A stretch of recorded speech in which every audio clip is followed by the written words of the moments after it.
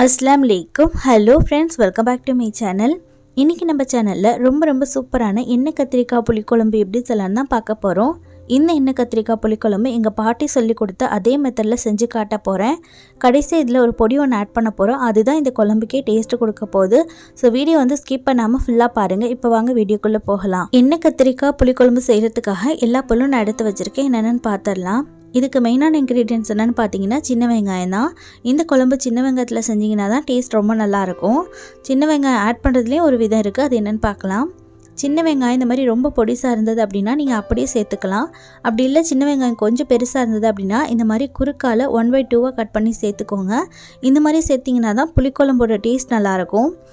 நீங்கள் வந்து 1/2 கட் பண்ணி சேர்க்குறீங்க, ஆனால் நீட்டை வாக்கில் சேர்த்திங்க அப்படின்னாலும் அது கூட உங்களுக்கு வந்து ருசி மாறுறதுக்கு வாய்ப்பு இருக்குது. ஸோ இந்த மாதிரி வந்து கட் பண்ணிக்கோங்க. இப்போ இது கூட வந்து ஒரு 8 பல் பூண்டை வந்து 1/4 நீட்டை வாக்கில் கட் பண்ணி எடுத்திருக்கேன். ஒரு பெரிய தக்காளி கட் பண்ணி வச்சுருக்கேன். இது கூட ஒரு லெமன் சைஸ் அளவுக்கு புளி ஊற வச்சுருக்கேன். நமக்கு தேவையானது வந்து கத்திரிக்காய் தான். கத்திரிக்காய் வந்து இந்த மாதிரி பொடிசாக இருக்கிற மாதிரி பார்த்து வாங்கிக்கோங்க. அப்போ தான் வந்து எண்ணெய் கத்திரிக்காய் குழம்பு வந்து நல்லா டேஸ்ட்டாக இருக்கும்.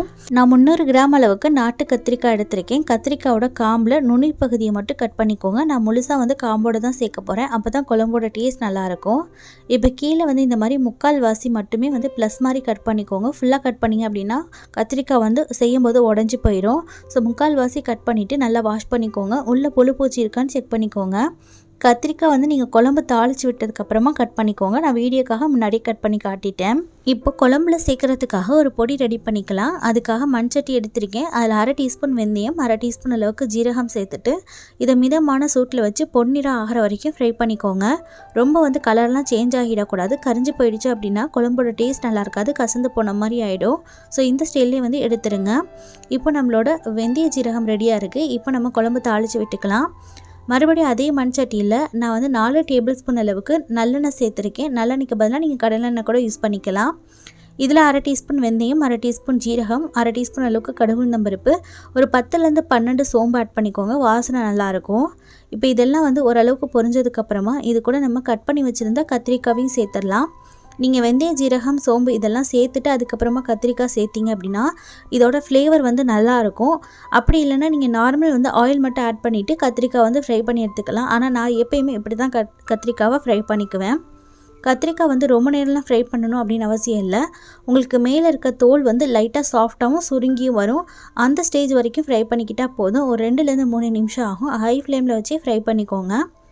இப்போ வந்து ஃப்ரை ஆனதுக்கப்புறமா கத்திரிக்காய் எல்லாத்தையும் வெளியே எடுத்துருங்க. கத்திரிக்காய் மட்டும் உங்களுக்கு அழகாக தனியாக வந்துடும். பாருங்கள், இது இருக்கட்டும். நெக்ஸ்ட் நம்ம வந்து இப்போ குழம்பு தாளித்து விட்டுறலாம். இப்போ நம்ம தாளிக்கிறதுக்கு எல்லா பொருளும் சேர்த்தாச்சு. இது கூட நம்ம கட் பண்ணி வச்சுருந்த கருவேப்பிலையும் அதுக்கப்புறமா சின்ன வெங்காயத்தையும் ஆட் பண்ணிவிட்டு இதை நல்லா மிக்ஸ் பண்ணிக்கலாம். சின்ன வெங்காயம் வந்து லைட்டாக கலர் சேஞ்ச் ஆகட்டும். லைட்டாக கலர் சேஞ்ச் ஆனதுக்கப்புறமா கட் பண்ணி வச்சுருக்க பூண்டு பற்களை சேர்த்துக்கோங்க. பூண்டு சேர்த்துட்டு வெங்காயம் வந்து நல்லா கலர் சேஞ்ச் ஆகிற வரைக்கும் ஃப்ரை பண்ணிக்கோங்க. வெங்காயம் இப்போ இந்தளவுக்கு கலர் சேஞ்ச் ஆகிடுச்சு. இது கூட நம்ம கட் பண்ணி வச்சுருக்க தக்காளி சேர்த்துக்கலாம். நான் ஒரு பெரிய தக்காளி கட் பண்ணி வச்சுருக்கேன், அதை சேர்த்துக்கிறேன். தக்காளி வதங்குறதுக்காகவும் குழம்புக்காகவும் நான் சால்ட் இப்போவே ஆட் பண்ணிக்கிட்டேன். இப்போ இந்த தக்காளி நல்லா சாஃப்டாக வதங்கட்டும். தக்காளி வந்து நீங்கள் அரைச்சி கூட ஆட் பண்ணிக்கலாம். குழம்பு நல்லா திக்னஸாக இருக்கும், உங்களோட விருப்பம் தான். தக்காளி வதங்குறதுக்குள்ளாரே நம்ம ஏற்கனவே வந்து ஃப்ரை பண்ணி வச்சுருக்க வெந்தய ஜீரகத்தை பவுடர் பண்ணிக்கலாம். வெந்தய ஜீரகத்தை ரொம்ப நைஸாலாம் பவுடர் பண்ணக்கூடாது. இந்த மாதிரி வந்து குறைப்பாக பவுடர் பண்ணி எடுத்துக்கோங்க. வெந்தய ஜீரகம் வந்து எல்லா புளிக்குழம்புமே நான் நார்மலாக ஆட் பண்ணுவேன். அது ரொம்ப நல்லாயிருக்கும் ருசி. நான் வந்து எப்போயுமே தேங்காயோட சேர்த்து அரைச்சிடுவேன். ஆனால் இந்த டைம் வந்து பவுடர் பண்ணி தனியாக சேர்க்க போகிறோம். இது வந்து டேஸ்ட் ரொம்ப நல்லாயிருக்கும். இது பாட்டியோட சீக்ரெட்டுன்னு சொல்லலாம். கண்டிப்பாக இந்த மாதிரி ட்ரை பண்ணி பாருங்கள். இப்போ தக்காளி நல்லா வதங்கி வந்துடுச்சு. இது கூட 1/2 டீஸ்பூன் மஞ்சள் தூள், 1/2 டீஸ்பூன் மிளகாய் தூள், 1/2 டீஸ்பூன் அளவுக்கு மல்லித்தூள் சேர்த்துருக்கேன். இது கூட 2/2 டீஸ்பூன் அளவுக்கு குழம்பு மிளகாய் தூள் சேர்த்துருக்கேன். குழம்பு மிளகாய் தூள் உங்ககிட்ட இல்லை அப்படின்னா உங்கள் காரத்தை பொறுத்து மிளகாய் தூள் சேர்த்துக்கோங்க. மல்லித்தூள் வந்து 2லேருந்து 2/2 டீஸ்பூன் அளவுக்கு ஆட் பண்ணிக்கோங்க. இப்போ குழம்பு மிளகாய் தூள் ஆட் பண்ணிவிட்டு நல்லா வந்து மிக்ஸ் பண்ணிக்கோங்க. ஒரு 2 நிமிஷம் போல் மசாலாவை நல்லா வதங்க விட்டுட்டு அதுக்கப்புறமா கரைச்சி வச்சுருக்க புளி ஆட் பண்ணிக்கலாம்.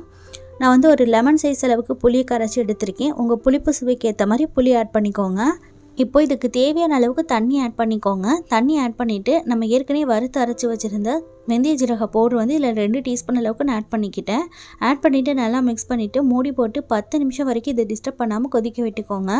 10 நிமிஷத்துக்கு அப்புறமா பாருங்கள் நம்மளோட குழம்பு எண்ணெய் பிரிஞ்சு வந்து நல்லா வந்து திக்காக ஆரம்பிச்சிருச்சு. ரொம்ப சூப்பராகவே ரெடியாக இருக்குது. நல்லா வாசனை கமன்னு இருக்குது.